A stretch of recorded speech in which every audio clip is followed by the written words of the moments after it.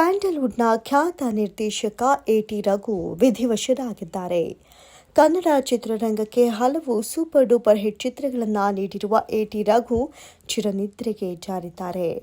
Rebel star Ambareesh ಅವರ ಮಂಡ್ಯದ ಗಂಡು ಚಿತ್ರಕ್ಕೆ ನಿರ್ದೇಶನ ಮಾಡಿದ್ರು. ಹಾಗೆ ಅಂಬಿ ಜೊತೆಗೆ ಅತಿ ಹೆಚ್ಚು ಚಿತ್ರಗಳನ್ನು ಮಾಡಿದ್ದ ಎ.ಟಿ. ರಘು ಈಗ ನೆನಪು ಮಾತ್ರ. ದೀರ್ಘಕಾಲದಿಂದ ತೀವ್ರ ಅನಾರೋಗ್ಯದಿಂದ ಎ.ಟಿ. ರಘು ಬಳಲ್ತಾ ಇದ್ರು. ಕಿಡ್ನಿ ಸಮಸ್ಯೆಯಿಂದ ಬಳಲ್ತಾ ಇದ್ದ ಎ.ಟಿ. ರಘು ನಿರಂತರವಾಗಿ ಡಯಾಲಿಸಿಸ್ ಮಾಡಿಸಿಕೊಳ್ತಾ ಇದ್ರು. ಅನಾರೋಗ್ಯದಿಂದ ಮಾರ್ಚ್ 20ರಂದು ಗುರುವಾರ ರಾತ್ರಿ ಎ.ಟಿ. ರಘು ನಿಧನರಾಗಿದ್ದಾರೆ. ಎ.ಟಿ. ರಘು ಅವರಿಗೆ 76 ವರ್ಷ ವಯಸ್ಸಾಗಿತ್ತು. ಬೆಂಗಳೂರಿನ ಆರ್ಟಿ ನಗರದಲ್ಲಿರುವ ಮಠದ ಹಳ್ಳಿಯಲ್ಲಿ ಎ.ಟಿ. ರಘು ಅವರ ಪಾರ್ಥಿವ ಶರೀರವನ್ನು ಇಡಲಾಗಿದೆ. ಇಂದು ಮಧ್ಯಾಹ್ನ 2 ಗಂಟೆ ಬಳಿಕ ಹೆಬ್ಬಾಳದ ಚಿತಾಗಾರದಲ್ಲಿ ಅಂತ್ಯಕ್ರಿಯೆ ನೆರವೇರಲಿದೆ. ಪತ್ನಿ ಹಾಗೂ ಪುತ್ರಿಯನ್ನ ಎ.ಟಿ. ರಘು ಅಗಲಿದ್ದಾರೆ. ನಿರ್ದೇಶಕ ಎ.ಟಿ. ರಘು ಮೂಲತಃ ಕೊಡಗಿನವರು. ಕೊಡಗಿನಲ್ಲಿ ಹುಟ್ಟಿ ಬೆಳೆದ ಎ.ಟಿ. ರಘು ಕೊಡವ ಸಮುದಾಯಕ್ಕೆ ಸೇರಿದವರು. ಇವರನ್ನ ಸಿನಿಮಾ ಕ್ಷೇತ್ರ ಕೈಬೀಸಿ ಕರೆಯಿತು. ಚಿತ್ರರಂಗದಲ್ಲಿ ಆಸಕ್ತಿ ಬೆಳೆಸಿಕೊಂಡ ಎ.ಟಿ. ರಘು ನಿರ್ದೇಶಕರಾಗಿ, ನಿರ್ಮಾಪಕರಾಗಿ, ಚಿತ್ರಕಥೆ ಬರಹಗಾರರಾಗಿ ಖ್ಯಾತಿ ಪಡೆದರು. ಕನ್ನಡ, ಹಿಂದಿ, ಕೊಡವ ಹಾಗೂ ಮಲಯಾಳಂ ಚಿತ್ರರಂಗದಲ್ಲಿ ಎ.ಟಿ. ರಘು ತಮ್ಮದೇ ಆದ ಛಾಪು ಮೂಡಿಸಿದ್ದಾರೆ.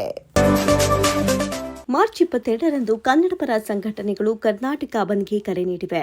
ಹಲವು ಸಂಘ ಸಂಸ್ಥೆಗಳು ಕರ್ನಾಟಕ ಬಂದ್ಗೆ ಬೆಂಬಲ ವ್ಯಕ್ತಪಡಿಸಿವೆ. ಕರ್ನಾಟಕ ಚಲನಚಿತ್ರ ವಾಣಿಜ್ಯ ಮಂಡಳಿ ಸಹ ಇಂದು ಸಭೆ ನಡೆಸಿ ಕರ್ನಾಟಕ ಬಂದ್ಗೆ ಬೆಂಬಲ ಸೂಚಿಸಿದೆ. ಕನ್ನಡಪರ ಸಂಘಟನೆಗಳು ಮಾರ್ಚ್ 22ರಂದು ಕರೆ ನೀಡಿರುವ ಕರ್ನಾಟಕ ಬಂದ್ಗೆ ಕರ್ನಾಟಕ ಚಲನಚಿತ್ರ ವಾಣಿಜ್ಯ ಮಂಡಳಿ ತನ್ನ ಬೆಂಬಲವನ್ನು ವ್ಯಕ್ತಪಡಿಸಿದೆ. ಈ ಕುರಿತು ಪತ್ರಿಕಾಗೋಷ್ಠಿಯಲ್ಲಿ ಫಿಲ್ಮ್ ಚೇಂಬರ್ ಅಧ್ಯಕ್ಷ ನರಸಿಂಹಲು ಮಾತನಾಡಿದ್ದಾರೆ. ಕನ್ನಡ ಚಿತ್ರರಂಗ ಕರ್ನಾಟಕ ಬಂದ್ಗೆ ತನ್ನ ಬೆಂಬಲ ನೀಡುತ್ತಾ ಇದೆ. ಆದರೆ ಯಾವುದೇ ಚಿತ್ರೀಕರಣ ಬಂದ್ ಮಾಡಲಾಗುವುದಿಲ್ಲ ಅಂತ ನರಸಿಂಹಲು ತಿಳಿಸಿದರು. ಕರ್ನಾಟಕ ಬಂದ್ಗೆ ಚಿತ್ರರಂಗದ ಬೆಂಬಲ ಇರಲಿದೆ. ಆದರೂ ಸಿನಿಮಾ ಚಿತ್ರೀಕರಣಗಳನ್ನು ನಿಲ್ಲಿಸಲಾಗ್ತಾ ಇಲ್ಲ. ಚಿತ್ರ ಪ್ರದರ್ಶಕರು ಸಹ ಬಂದ್ಗೆ ತಮ್ಮ ಬೆಂಬಲ ನೀಡಿದ್ದಾರೆ. ಶನಿವಾರ ಬೆಳಗಿನ ಶೋ ನಿಲ್ಲಿಸುತ್ತಿದ್ದಾರೆ. ಆದರೆ ಮಧ್ಯಾಹ್ನದ ನಂತರ ಎಂದಿನಂತೆ ಶೋಗಳು ನಡೆಯಲಿವೆ ಅಂತ ಫಿಲ್ಮ್ ಚೇಂಬರ್ನ ಅಧ್ಯಕ್ಷ ನರಸಿಂಹಲು ಮಾಹಿತಿಯನ್ನು ನೀಡಿದ್ದಾರೆ.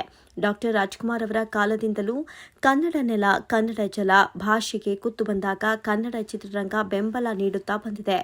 ಈಗ ರಾಜ್ಯದ ಹಿತದೃಷ್ಟಿಯಿಂದ ಮಾಡಲಾಗ್ತಾ ಇರುವ ಈ ಬಂದ್ಗೆ ಚಿತ್ರರಂಗದ ಎಲ್ಲಾ ವಲಯಗಳ ಬೆಂಬಲವಿದೆ. ಫಿಲ್ಮ್ ಚೇಂಬರ್ ಅಧ್ಯಕ್ಷ ನರಸಿಂಹಲು ಈಗಂತ ಮಾತನಾಡಿದರು. ಬಿಗ್ ಬಾಸ್ ಕನ್ನಡ ಸೀಸನ್ 11ರಲ್ಲಿ ಸ್ಪರ್ಧಿಯಾಗಿದ್ದ ರಜತ್ ಕಿಶನ್ ವೈಲ್ಡ್ ಕಾರ್ಡ್ ಮೂಲಕವೇ ಶೋನಲ್ಲಿ ಅತಿದೊಡ್ಡ ಹವಾ ಮಾಡಿದ್ರು. ಮೊದಲ ದಿನದಿಂದ ಇದ್ದ ಸ್ಪರ್ಧಿಗಳಿಗೆ ಟಾಂಗ್ ನೀಡಿ ಫಿನಾಲೆಗೂ ಹೋಗಿದ್ರು. ಇದೀಗ ಅವರು ಬಾಯ್ಸ್ ವರ್ಸಸ್ ಗರ್ಲ್ಸ್ ಶೋನಲ್ಲೂ ಸದ್ದು ಮಾಡ್ತಾ ಇದ್ದಾರೆ. ಈ ಮಧ್ಯೆ ಅವರು ತಮ್ಮ ಇನ್ಸ್ಟಾಗ್ರಾಮ್ ಪೇಜ್ನಲ್ಲಿ ಒಂದು ರೀಲ್ಸ್ ಅನ್ನ ಹಂಚಿಕೊಂಡಿದ್ರು. ಅದರಲ್ಲಿ ಅವರು ಮಚ್ಚನ್ನ ಹಿಡಿದುಕೊಂಡಿದ್ರು. ಅದು ಸಖತ್ ವೈರಲ್ ಆಗಿತ್ತು. ಕೆಲ ದಿನಗಳ ಹಿಂದೆ ವಿನಯ್ ಗೌಡ ಜೊತೆ ರಜತ್ ಒಂದು ರೀಲ್ಸ್ ಅನ್ನ ಶೇರ್ ಮಾಡಿಕೊಂಡಿದ್ರು. ಅದರಲ್ಲಿ ರಜತ್ ಧರಿಸಿದ್ದ ಬಟ್ಟೆ ಎಲ್ಲರ ಗಮನ ಸೆಳೆದಿತ್ತು. ಯಾಕಂದ್ರೆ ಅದರ ಮೇಲೆ ಚಾಲೆಂಜಿಂಗ್ ಸ್ಟಾರ್ ದರ್ಶನ್ ತುಗುದೀಪ ಅವರ ಎಲ್ಲಾ ಸಿನಿಮಾಗಳ ಹೆಸರುಗಳಿದ್ವು. ಅಲ್ಲದೆ ಡಿ ಬಾಸ್ ಅಂತಲೂ ಬರ್ತಿತ್ತು. ಅಲ್ಲದೆ ಕೈಯಲ್ಲಿ ಮಚ್ಚನ್ನ ಹಿಡಿದುಕೊಂಡು ಖಡಕ್ ಆಗಿ ರಜತ್ ಪೋಸ್ ನೀಡಿದ್ರು. ಈ ಹಿನ್ನೆಲೆಯಲ್ಲಿ ಕರಿಯಾ ಸಿನಿಮಾದ ಬಿಜಿಎಂ ಕೇಳಿಸ್ತಾ ಇತ್ತು. ಇದನ್ನ ಕಂಡು ಒಂದಷ್ಟು ದರ್ಶನ್ ಫ್ಯಾನ್ಸ್ ಖುಷಿಯಾಗಿದ್ರು. ನಮ್ಮಲ್ಲೇ ಇಂತಹ ವಿಲನ್ಗಳಿದ್ರು, ಬೇರೆ ಕಡೆಯಿಂದ ವಿಲನ್ಗಳನ್ನ ಕರೆಸಿ ಸಿನಿಮಾ ಮಾಡ್ತೀರಿ, ನಮ್ಮ ಡಿ ಬಾಸ್ ಫ್ಯಾನ್ಸ್ ಅಂದ್ರೆ ತಮಾಷೆನಾ? ನಮ್ಮ ರಜತ್ ಡಾರ್ಲಿಂಗ್ಗೆ ಎಲ್ಲ ಡಿ ಬಾಸ್ ಫ್ಯಾನ್ಸ್ ಸಪೋರ್ಟ್ ಮಾಡಿ ಜೈ ಡಿ ಬಾಸ್ ಅಂತೆಲ್ಲ ಕಮೆಂಟ್ ಮಾಡ್ತಾ ಇದ್ರು ದರ್ಶನ್ ಫ್ಯಾನ್ಸ್. ಇದರ ಜೊತೆಗೆ ಒಂದಷ್ಟು ನೆಗೆಟಿವ್ ವಿಚಾರ ಕೂಡ ಚರ್ಚೆ ಆಗಿತ್ತು. ರಜತ್ ಕಾಲು ಶೂಸ್ ಮೇಲೆಲ್ಲ ಸಿನಿಮಾಗಳ ಹೆಸರು ಹಾಕಿದ್ದಾರೆ ಅಂತ ಒಂದಷ್ಟು ಮಂದಿ ಗರಂ ಆಗಿದ್ರು. ಅದೇನೇ ಇದ್ರು ರಜತ್ ಅವರು ಪಕ್ಕಾ ದರ್ಶನ್ ಫ್ಯಾನ್ ಅನ್ನೋದು ಎಲ್ರಿಗೂ ಗೊತ್ತಿದೆ. ಹಾಗಾಗಿ ದರ್ಶನ್ ಮೇಲಿನ ಅಭಿಮಾನದಿಂದಲೇ ಹೀಗೆ ಹಾಕಿಸಿಕೊಂಡಿದ್ದಾರೆ ಎಂಬುದು ಕೆಲ ಡಿ ಬಾಸ್ ಫ್ಯಾನ್ಸ್ಗಳ ಮಾತು. ಡಾಕ್ಟರ್ ರಾಜ್ಕುಮಾರ್ ಅವರ ಕುಟುಂಬದಲ್ಲಿ ಒಂದಷ್ಟು ಮಂದಿ ಕಲಾವಿದರಾಗಿ ಹೆಸರು ಮಾಡಿದ್ದಾರೆ. ಇನ್ನೊಂದಿಷ್ಟು ಮಂದಿ ನಿರ್ಮಾಪಕರಾಗಿದ್ದಾರೆ. ಇದೀಗ ಶಿವರಾಜ್ ಕುಮಾರ್ ಅವರ ಪುತ್ರಿ ನಿವೇದಿತಾ ಕೂಡ ನಿರ್ಮಾಪಕಿಯಾಗಿ ಎಂಟ್ರಿ ಕೊಟ್ಟಿದ್ದಾರೆ. Shri Muthu cine services and productions banner ಮೂಲಕ ಧಾರಾವಾಹಿ ಮತ್ತು ವೆಬ್ ಸಿರೀಸ್ಗಳನ್ನು ನಿರ್ಮಾಣ ಮಾಡಿರುವ ನಿವೇದಿತಾ ಅವರು ಇದೀಗ ಮೊದಲ ಬಾರಿ ಫೈರ್ ಫ್ಲೈ ಎಂಬ ಸಿನಿಮಾ ನಿರ್ಮಾಣವನ್ನ ಮಾಡಿದ್ದಾರೆ. ಸ್ಯಾಂಡಲ್ವುಡ್ನ ಪ್ರಮುಖ ನಿರ್ಮಾಪಕರಲ್ಲಿ ಪಾರ್ವತಮ್ಮ ರಾಜ್ಕುಮಾರ್ ಅವರು ಕೂಡ ಒಬ್ಬರು. 80ಕ್ಕೂ ಅಧಿಕ ಕನ್ನಡ ಸಿನಿಮಾಗಳನ್ನು ನಿರ್ಮಾಣ ಮಾಡಿದ್ದ ಪಾರ್ವತಮ್ಮ ಅವರು ದೊಡ್ಡ ಮಟ್ಟದಲ್ಲಿ ಗೆಲುವನ್ನ ಕಂಡ ನಿರ್ಮಾಪಕಿ. ಇಷ್ಟೊಂದು ದೊಡ್ಡ ಸಕ್ಸಸ್ ರೇಟ್ ಹೊಂದಿರುವ ನಿರ್ಮಾಪಕರು ಕನ್ನಡದಲ್ಲಿ ಮತ್ತೊಬ್ಬರಿಲ್ಲ. ಅದೇ ರೀತಿ ದೊಡ್ಡಮನೆಯ ಸೊಸೆಯರಾದ ಗೀತಾ ಶಿವರಾಜ್ ಕುಮಾರ್ ಮತ್ತು ಅಶ್ವಿನಿ ಪುನೀತ್ ರಾಜ್ಕುಮಾರ್ ಕೂಡ ಸಿನಿಮಾ ನಿರ್ಮಾಣದಲ್ಲಿ ಆಕ್ಟಿವ್ ಆಗಿದ್ದಾರೆ. ಇದೀಗ ನಿವೇದಿತಾ ಕೂಡ ನಿರ್ಮಾಣಕ್ಕಿಳಿದಿರುವುದು ವಿಶೇಷ.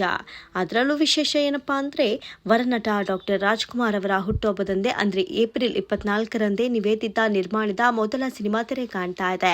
ಆ ಮೂಲಕ ತಾತನ ಹುಟ್ಟುಹಬ್ಬಕ್ಕೆ ಮೊಮ್ಮಗಳು ನಿರ್ಮಾಣ ಮಾಡಿರುವ ಮೊದಲ ಸಿನಿಮಾ ಫೈರ್ಫ್ಲೈ ತೆರೆಗೆ ಬರ್ತಾ ಇದೆ. ಹಾಗಾಗಿ ಪಾರ್ವತಮ್ಮ ಅವರಂತೆಯೇ ನಿವೇದಿತಾ ಶಿವರಾಜ್ಕುಮಾರ್ ಅವರು ಕೂಡ ಸಕ್ಸಸ್ಫುಲ್ ನಿರ್ಮಾಪಕಿಯಾಗಲಿ ಎಂಬುದು ದೊಡ್ಡಮನೆ ಅಭಿಮಾನಿಗಳ ಕನಸು. ಅದು ಏಪ್ರಿಲ್ 24ರ ಅಣ್ಣವರ ಹುಟ್ಟುಹಬ್ಬದ ದಿನವೇ ಗೊತ್ತಾಗಲಿದೆ. ತೆಲುಗು ಚಿತ್ರರಂಗದ ಹಲವು ಖ್ಯಾತ ನಟ ನಟಿಯರ ವಿರುದ್ಧ ಹೈದರಾಬಾದ್ ಪೊಲೀಸರು ಪ್ರಕರಣ ದಾಖಲಿಸಿದ್ದಾರೆ. ಬೆಟ್ಟಿಂಗ್ ಆಪ್ನ ಪ್ರಚಾರ ಮಾಡಿದ್ದಾರೆಂದು ಸುಮಾರು 25 ಸಿನಿಮಾ ಮತ್ತು ಸಾಮಾಜಿಕ ಜಾಲತಾಣ ಸೆಲೆಬ್ರಿಟಿಗಳ ವಿರುದ್ಧ ಪೊಲೀಸರು ಪ್ರಕರಣವನ್ನು ದಾಖಲಿಸಿದ್ದಾರೆ. ಸ್ಟಾರ್ ನಟರಾದ ರಾಣಾ ದಗ್ಗುಬಾಟಿ, ವಿಜಯ್ ದೇವರಕೊಂಡ, ಪ್ರಣೀತಾ ಸುಭಾಷ್, ಮಂಜು ಲಕ್ಷ್ಮಿ ಇನ್ನೂ ಹಲವು ಜನಪ್ರಿಯ ಸಿನಿಮಾ ನಟ ನಟಿಯರ ವಿರುದ್ಧ ಪ್ರಕರಣ ದಾಖಲಾಗಿದೆ. ನಟ ಪ್ರಕಾಶ್ ರೈ ವಿರುದ್ಧವೂ ದೂರು ದಾಖಲಾಗಿದೆ. ಇದೀಗ ಪ್ರಕಾಶ್ ರೈ ಸಾಮಾಜಿಕ ಜಾಲತಾಣದಲ್ಲಿ ವಿಡಿಯೋ ಹಂಚಿಕೊಂಡಿದ್ದು ಸ್ಪಷ್ಟನೆ ನೀಡಿದ್ದಾರೆ. ಸಾಮಾಜಿಕ ಜಾಲತಾಣಗಳ ಮೂಲಕ ನನಗೆ ಬೆಟ್ಟಿಂಗ್ ಆಪ್ ವಿಷಯ ನನಗೆ ತಿಳಿದು ನನಗೆ ಪೊಲೀಸರಿಂದ ಈವರೆಗೆ ಯಾವುದೇ ನೋಟಿಸ್ ನಮಗೆ ದೊರೆತಿಲ್ಲ. ಆದರೆ ನಾನು ಎಲ್ಲರಿಗೂ ಪ್ರಶ್ನೆಗಳನ್ನ ಕೇಳುತ್ತಿರುತ್ತೇನೆ. ಹಾಗಾಗಿ ಇಂತಹ ಆರೋಪಗಳು ಬಂದಾಗ ಅದಕ್ಕೆ ಉತ್ತರಿಸುವುದು ನನ್ನ ಕರ್ತವ್ಯ ಅನಿಸಿದ ಕಾರಣ ಈ ಸ್ಪಷ್ಟನೆ ನೀಡ್ತಾ ಇದ್ದೇನೆ ಅಂತ ಹೇಳಿ ವಿಷಯದ ಬಗ್ಗೆ ಸ್ಪಷ್ಟನೆ ನೀಡಿದ್ದಾರೆ.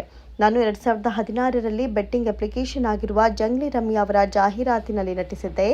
ಆಗ ಅದು ಕಾನೂನುಬದ್ಧವಾಗಿತ್ತು. ಆದರೆ ಆ ಜಾಹೀರಾತಿನಲ್ಲಿ ನಟಿಸಿದ ಕೆಲ ತಿಂಗಳ ಬಳಿಕ ನನಗೆ ನಾನು ಮಾಡಿದ್ದು ಸರಿಯಲ್ಲ ಅನಿಸ್ತು ಅಂತ ಹೇಳಿದ್ದಾರೆ ಪ್ರಕಾಶ್ ರೈ. ಆ ಬಳಿಕ ಕಂಪನಿಯವರು ನನ್ನ ಕಾಂಟ್ರಾಕ್ಟ್ ರಿನ್ಯೂವಲ್ ಮಾಡಿಸಲು ಬಂದಾಗ ನಾನು ಸ್ಪಷ್ಟವಾಗಿ ರಿಜೆಕ್ಟ್ ಮಾಡಿದ್ದೇನೆ. ಮಾತ್ರವಲ್ಲದೆ ನನಗೆ ಇದು ಸರಿ ಬರ್ತಾ ಇಲ್ಲ, ಇಂತಹ ಜಾಹೀರಾತುಗಳಲ್ಲಿ ನಾನು ನಟಿಸುವುದಿಲ್ಲ ಎಂದಿದ್ದೆ. ಆದರೆ 2021ರಲ್ಲಿ ಬಹುಶಃ ಆ ಕಂಪನಿಯನ್ನ ಬೇರೊಬ್ಬರು ಖರೀದಿ ಮಾಡಿದ್ರು. ಹೊಸ ಮಾಲೀಕರು ನಾನು ನಟಿಸಿದ್ದ ಜಾಹೀರಾತನ್ನ ಸಾಮಾಜಿಕ ಜಾಲತಾಣಗಳಲ್ಲಿ ಬಳಸಿದ್ದನ್ನು ಗಮನಿಸಿ ಅವರಿಗೆ ನೋಟಿಸ್ ಸಹ ಕಳಿಸಿದ್ದೆ. ಆ ನಂತರ ಅವರು ಅದನ್ನ ಹಿಂಪಡೆದುಕೊಂಡಿದ್ರು ಎಂದಿದ್ದಾರೆ ಪ್ರಕಾಶ್ ರೈ.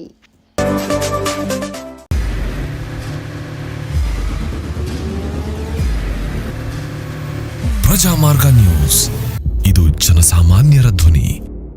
ನಮಸ್ಕಾರ. ನೀವು ನೋಡ್ತಾ ಇದ್ದೀರಾ ಪ್ರಜಾಮಾರ್ಗ ನ್ಯೂಸ್. ರಾಷ್ಟ್ರದ ರಾಜ್ಯದ ರಾಜಕೀಯದ ಬಗ್ಗೆ ಹೆಚ್ಚಿನ ಸಿನಿಮಾ ಅಪ್ಡೇಟ್ಗಳಿಗಾಗಿ ಫಸ್ಟ್ ಲೈಕ್ ಮಾಡಿ, ಸಬ್ಸ್ಕ್ರೈಬ್ ಆಗಿ, ಹಾಗೆ ಫಾಲೋ ಕೂಡ ಮಾಡಬೇಕು.